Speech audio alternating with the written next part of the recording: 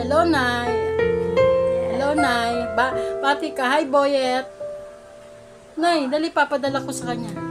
Hi, Boyet. Kumusta ka, Boyet? Nalaala ko tuloy mama mo. Sweet na sweet kami ng mama mo. Kami talaga ang Huwag ka na umiyak kasi good vibes lang, Nay. Huwag mo. Hindi na kami nagkita ng mama mo, pero may pangako siya nung ikasal yung isang kapatid mo na susundin ako. Kaya lang, sabi ni Boyet, huwag na kasi wala kasamang mag-aasikaso. Kaya hindi ako nakarating. Ewan ko, si si Jo, ikakasal, hindi ako nakarating. Pero pangako ng mama mo, susunduin niya ako. Kumusta ka na dyan, Boyet?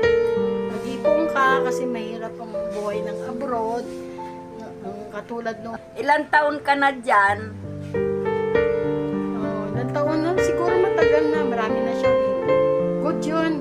Makakapagpuntar ka ng kahit man lang na maliit na bahay. Nakapagpuntar ka ng pang-aral ng mga anak mo. Tapos pag umuwi ka rito, magnegosyo ka na lang. Para hindi ka naalis kasi mahirap yung walang tatay sa paligid. Lalo na kung may anak ang lalaki. Kung strong yung asawa mo, pwede. Kagaya ko, pwedeng iwanan kahit na walang tatay. Kaya lang, hindi rin kami nagtagumpay kasi yung tatay nila naging mapusok. Marupok pala. Sige, padala ko to sa yung anaw para may remembrance ka ni Mother. Ayan si Nanay Ngiti, show your big smile. Where is your big smile? Walang bakod. Ayaw niyang magbakod kasi mas maganda daw siya ng bungalngan. Bye-bye. Take care. Ingat ka dyan. Always pray. Bye.